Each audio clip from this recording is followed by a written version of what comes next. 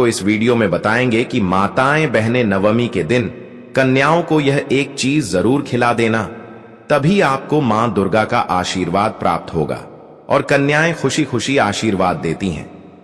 कन्याएं पूजन के दिन अगर आपने कन्याओं को खुश कर लिया तो मां दुर्गा आपसे स्वयं ही प्रसन्न हो जाएगी, क्योंकि कन्या के मस्तक पर मां नवदुर्गा के 9 रूप विराजमान होते हैं। वीडियो को पूरा जरूर देखें, बहुत ही लाभदायक वीडियो होने वाली है उन माताएं बहनों के लिए जिन्होंने चैत्र नवरात्रि का व्रत रखा हुआ है। इस वीडियो को पूरा देखने से आपको वह जानकारी प्राप्त हो जाएगी जो आपको पूरे नवदुर्गों में 9 के 9 दिन पूजा करने के बराबर जानकारी होने वाली है। चैत्र नवरात्रि की नवमी तिथि पर कन्या पूजन का विशेष महत्व होता है। इसे करने से मां दुर्गा की कृपा प्राप्त होती है और सुख समृद्धि का आशीर्वाद मिलता है। मां दुर्गा की कृपा से परिवार में सुख शांति बनी रहती है, आर्थिक स्थिति मजबूत होती है और कर्ज से मुक्ति मिलती है। दाम्पत्य जीवन में प्रेम और सद्भाव बढ़ता है, संतान सुख की प्राप्ति होती है और बच्चों का स्वास्थ्य अच्छा रहता है। घर में सकारात्मक ऊर्जा का संचार होता है। नवमी पर किया गया कन्या पूजन बहुत शुभ माना जाता है, इसलिए इसे श्रद्धा और प्रेम से करना चाहिए। कन्या पूजन विधि साथ 9 या 11 कन्याओं को आमंत्रित करें। कन्याओं की संख्या 1 से अधिक और 11 से कम होनी चाहिए। इनके साथ एक बालक लंगूर को भी शामिल करें, जिसे भगवान हनुमान का स्वरूप माना जाता है। पैर धोएं, शुद्ध जल से उनके पैर धोकर आशीर्वाद लें। अगर कन्या छोटी कन्या ने आपको आशीर्वाद दे दिया तो समझो मां दुर्गा ने स्वयं जाकर आशीर्वाद दे दिया है। तिलक और आरती करें। कन्याओं के माथे पर रोली और चंदन का तिलक लगाकर का प्रसाद दें। दक्षिणा और उपहार दें। कन्याओं को दक्षिणा, वस्त्र, खिलौने या कोई अन्य उपहार देकर उनका सम्मान करें। आरती करें, भोजन कराएं।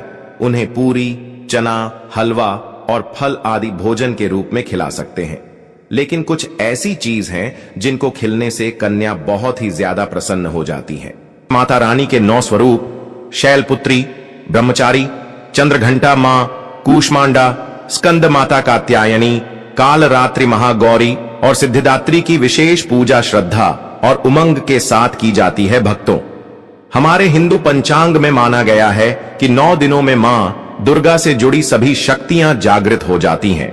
इसलिए मैं मां दुर्गा की संपूर्ण विधि विधान से पूजा करने से आपकी सभी मनोकामनाएं पूर्ण होती हैं।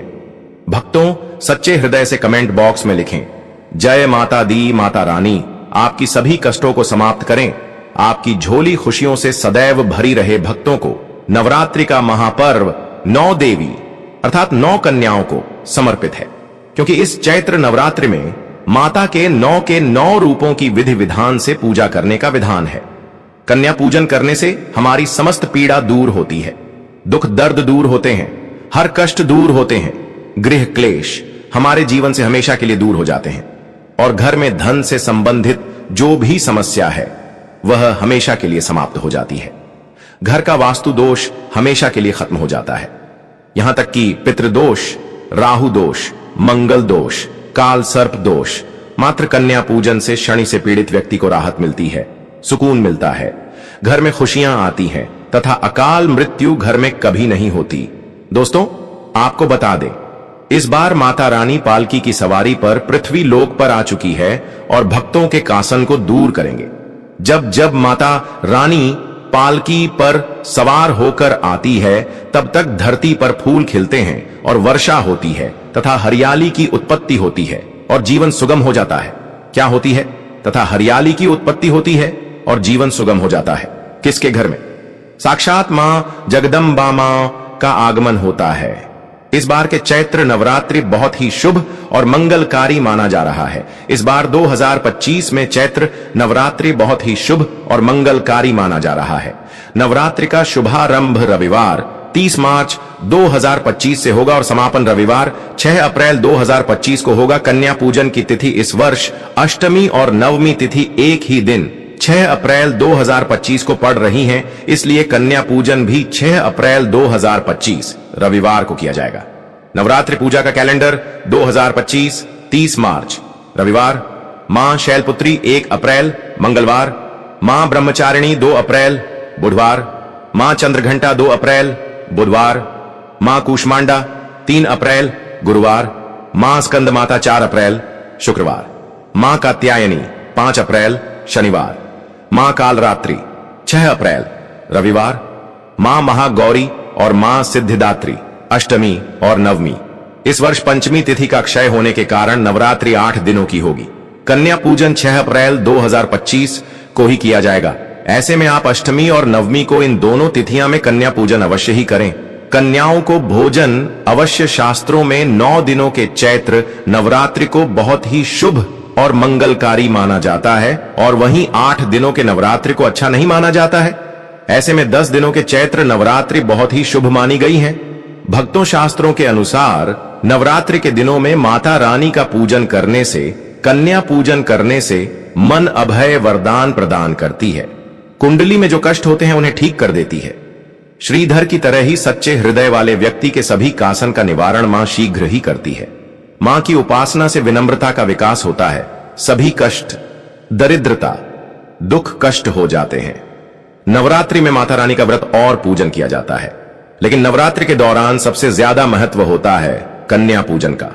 दोस्तों, कन्या रानी जो होती है फूलों की पंखुड़ियां की तरह नाजुक होती है।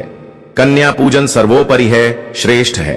कन्या के रूप में स्वयं जगदम्बा देवी, माता वैष्णो, 9 देवियां अर्थात समस्त ब्रह्मांड उनके शरीर के कान कान में वास करते हैं।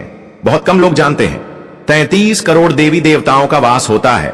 कन्याओं के मस्तक पर कन्या चाहे छोटा हो चाहे बड़ी हो, वह सदैव पूजनीय है, मां के समान मानी जाती है, भक्तों माना जाता है। व्रत और उपासना से माता रानी इतना प्रसन्न नहीं होती है जितना कि कन्या पूजन से होती है। नवरात्रि में छोटी छोटी कन्याओं को माता रानी का स्वरूप माना जाता है। कन्याओं को भोग लगाया जाता है, उन्हें प्रसन्न किया जाता है और बदले में आशीर्वाद मांगा जाता है। अगर चैत्र नवरात्रि में किसी कन्या को भोजन करते समय अगर कन्या का हाथ आपके सर पर जाने अनजाने में या कन्या अपने आप से आपके सिर पर रख दें, तो समझो माता रानी ने आपको आशीर्वाद दे दिया। इसलिए कन्याओं को खुश करने के लिए गिफ्ट आदि उपहार वगैरह दिए जाते हैं।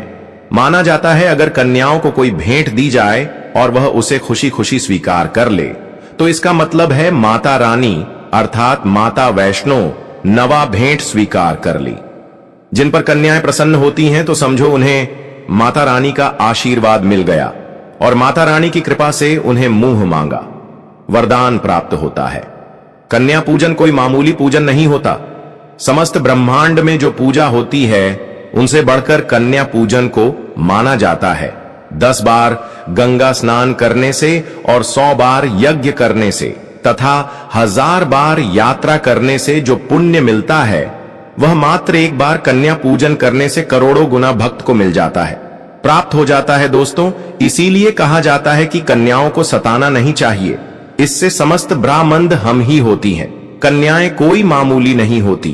कन्या के रूप में स्वयं उनके मस्तक पर विराजमान होकर स्वयं देवी चलकर आपके घर तक आती है। नवरात्रि में 2 साल से लेकर 10 साल तक की कन्या का पूजन होना चाहिए। अष्टमी अथवा नवमी को कन्याओं के पैर धोकर भोजन करना, उपहार आदि देना श्रेष्ठ माना जाता है, दुर्लभ माना जाता है। ऐसा मौका कभी हाथों से नहीं जाने देना चाहिए। इस दिन जितना ज्यादा हो सके कन्याओं को हाथ पकड़कर पैर पड़कर अपने घर तक लेकर आए। भक्तों, वीडियो में आगे बढ़ने से पहले आप अपनी राशि भी कमेंट बॉक्स में जरूर डाल दीजिएगा। यदि हमारे पास कोई उपाय होगा तो वह हम आपके कमेंट का रिप्लाई में बता देंगे। कोई भी राशि के अनुसार अगर उपाय करता है तो माता वैष्णो बड़ी प्रसन्न होती है और ऐश्वर्या धन प्रदान करती है, मालामाल बना देती है। इसीलिए राष्ट्रीय कमेंट में जरूर छोड़े और हां, माता को एक लायक जरूर करें। लायक करने में कंजूसी ना करें तो कैसे करें? कन्याओं का स्वागत। कन्या जब आपके घर आए तब सभी के पैरों को दूध और पानी से उनके पैरों को धुलना चाहिए। खासकर मर्दों को कन्याओं के पर आवश्यक होने चाहिए, इससे मैया वैष्णो प्रसन्न होती है। दोस्तों, फिर उसके बाद कन्याओं को किसी साफ जगह पर जमीन पर कपड़ा बेचकर बैठना चाहिए। उनके माथे पर अक्षत फूल और कुमकुम लगाना चाहिए। फिर उसके बाद भोजन ग्रहण करवाना चाहिए।